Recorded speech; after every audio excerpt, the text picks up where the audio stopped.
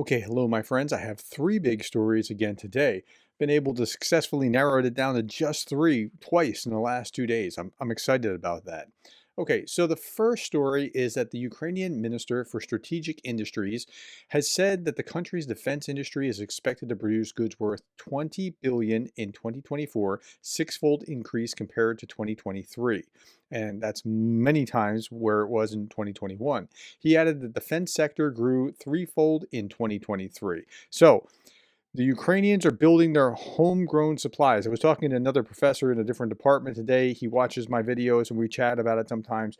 And he said, well, what do you see right now? I see, and I could be wrong, but this is what I see, that the US and the West are not going to allow Ukraine to use their missiles. And so they are going to, as quick as possible, create their own homegrown missiles to take the fight into Russia. And here's some more evidence of this sort of thing. I have a substantive meeting with CEOs of top managers of the world's leading defense companies in the framework of the Second International Defense Industries Forum. This large-scale event brought together representatives from over 30 countries, nearly 300 companies, and hundreds of participants.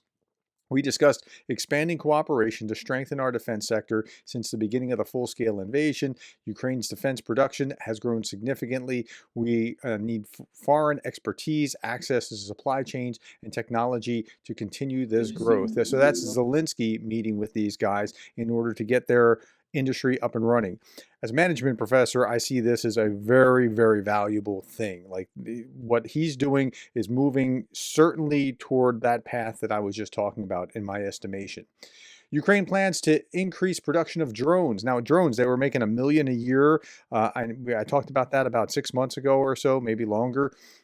Ukraine plans to increase production of drones, long-range weapons, and ballistic missiles in 2025, according to Defense Minister Rustem Umerov. He stated that 4 billion has already been invested in Ukrainian industry, with the plans to boost funding next year, prioritizing the development of domestic drones and long-range weaponry. Let's look at the Kyiv Post, same kind of article, and see what it has to say. Zelensky said that Ukraine's ammunition production for the first half of 2023 has increased 25-fold. 25-fold compared to the entire year of 2022. Nearly 300 weapons manufacturers were represented at the forum today. Ukraine's forces had been using a mix of old Soviet weapons, donated Western gear, new local technology like long-range drones. Zelensky announced that Ukraine can now make 4 million drones per year. Like, wow, that's significant. Okay. The Ukrainian-produced Neptune anti-ship missiles have been used to hit several Russian vessels in the Black Sea. I think it was a Neptune that took down the Moskva. Neptune missile is a domestically developed weapon, first fielded in 2021. In August, as Zelensky reported the successful test fire of a new Ukrainian ballistic missile for the first time. And so I think that's where they're going. So that's big story number one. Red line crossing is loading. Okay, speaking of red line crossing. So here we're going to look at this. What just happened in Israel yesterday is I'm not telling you this because it's about Israel. I'm telling you this because it's all tied and connected. Israel is being attacked by Iran. Iran is a partner with Russia. Russia would condemn Israel. Russia wants to support Iran. It's all like bound together. But let's try to get the full story of what happened. Israel's foreign minister says Iran has crossed a red line and its attack will not go unanswered. The New York Times reported that Iranian president was not informed of the planned attack on Israel before it began. According to the publication, the strikes were carried out by the Islamic Revolutionary Guard Corps Air Force rather than the regular army, which may indicate a split in the Iranian leadership over the operation. Russia calls on the parties of the conflict in the Middle East to stop hostilities. We just want peace. Wink, wink. Right? They don't just want peace. This is a weird, weird thing to watch. I saw this video and you see these missiles going up from the ground. Passengers of a civilian airplane recorded the moment of launching of Iranian ballistic missiles toward Israel. So they're in the plane and they're starting to see that go up. That has to be pretty eerie to see. Now, speaking of planes, look at the flight data from the day and look how it clears out over Iran. Iran's here. Oh, wow. Like that's something. This is doing it again and showing you what that looked like. And it just clears over Iran, right? As those missiles are being launched. Except, this was interesting, only a Russian plane carrying Deputy Prime Minister Dmitry Chernyshchenko remains in the skies over Iran. The Russian T is flying to visit his colleagues in Qatar to participate in an international summit. Russia is Iran's great ally. That's why this story is important.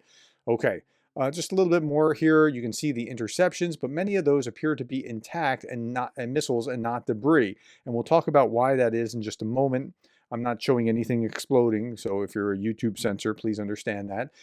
Sergei Sumaleny talked about how the world let this evil axis of the Moscow-Tehran bomb Ukraine for 2.5 years.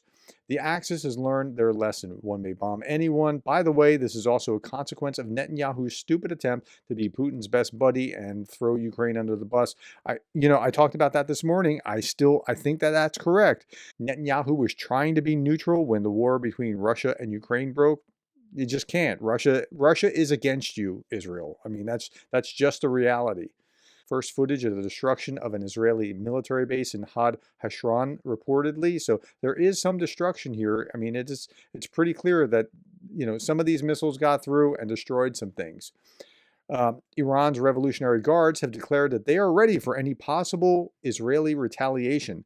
The commander stated that if Israel acts aggressively, Iran will use missiles with devastating power that could shock the world. Well, so they didn't really do a great job. I mean, they destroyed some things. That's true. I mean, there was some destruction, but if I was Iran, I would be very nervous right now. 95% of Iran's oil exports is through this tiny Karag island in the Persian Gulf.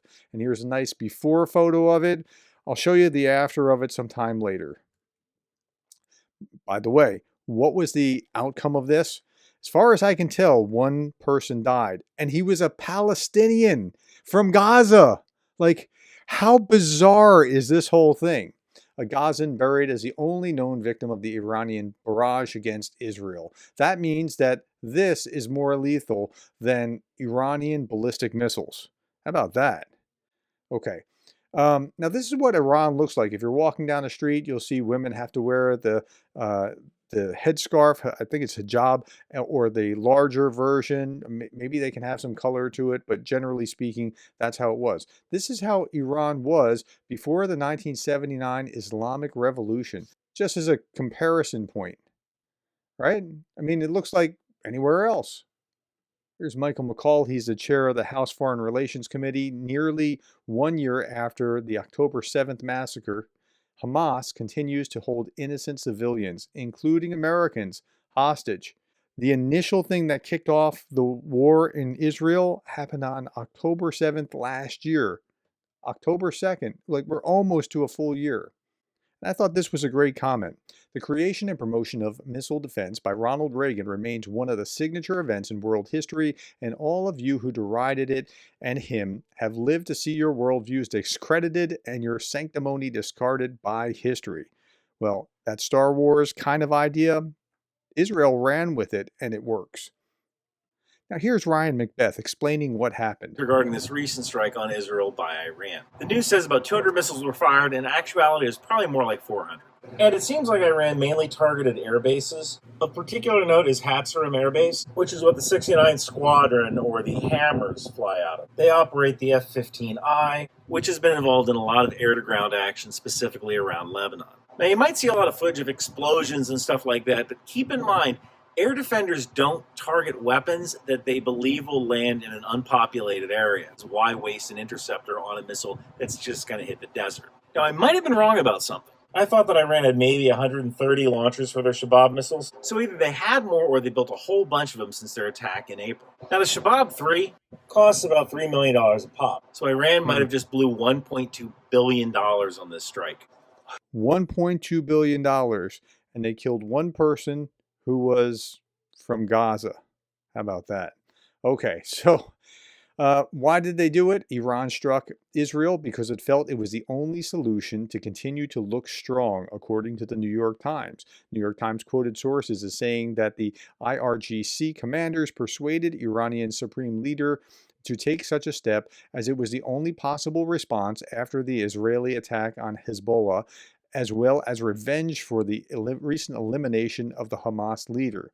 The piece said that also, by such an attack, Iran intended to regain the confidence of members of its axis of resistance and reverse the perception that Iran or its regional allies were weak. And so that goes right to this Autocracy Inc. theory by Anne Applebaum. I'm knee deep in the book right now, and I'll put the link below, the Kindle link. If anybody wants to buy it, it is worth reading. Okay. Meanwhile, Israel has declared UN Secretary General Antonio Guterres persona non grata, prohibiting him from entering the country. Well, the foreign minister says that anyone who cannot unequivocally condemn Iran's attack on Israel, as nearly every other nation has done, does not deserve to set foot on Israeli soil. If I was Israeli, I'd feel the same way. If I was Ukrainian and he wouldn't condemn Russia, I'd feel the same way. Now, I know I've talked about the connection between Iran and Russia and the animosity between Russia and Israel. Here's Che Bowes of RT talking about Israel invades a sovereign state after bombing it persistently, after launching a T attack using civilian technological infrastructure, after killing tens of thousands of civilians in Gaza. Zero sanctions, zero restrictions, zero condemnation, and calls it disgusting. Well, it's also leaving out a lot of the story, like being attacked on October 7th or being attacked by Hezbollah when they weren't actually at war with Hezbollah. So Hezbollah picked a fight with Israel, and Hezbollah got the short end of the stick between the pagers, the walkie-talkies, and the decapitation of their leadership. And this is Iran firing back with Russia's blessings in the background. Okay, last big story. So you know how Russia makes a big deal about how it doesn't need US dollars in order to trade, and it can't trade in US dollars anymore. And most people don't want rubles. So Russia has now agreed to accept payments in Pakistani tangerines amid payment difficulties. TASS reported that Russian chickpeas and lentils will be exchanged for tangerines and rice from Pakistan. The decision to move to an exchange was made because the parties are experiencing certain difficulties in making mutual payments, explained Pakistan's Deputy Minister of Commerce. Under the agreement, Russian company will supply 15,000 tons of chickpeas and 10,000 tons of lentils in exchange for 15,000 tons of tangerine and 10,000 tons of potatoes. I'm not making this up. I saw this. I said, okay, I'm not sure about the source, but they've been okay so far. Sure enough, here it is in the Moscow Times to accept mandarins instead of admit payment difficulties. Russian companies have established this barter system. Russia will export 20,000 tons of chickpeas. Yeah, it's all there. Like, so that is what Russia has aspired to and been reduced to. Okay, last little bit. I would just want to leave you with this meme because I thought this was awesome. Thank you for your time, my friends. Thank you for the likes and the shares and the subscribes. And thank you for being the kind of person that cares about Ukraine.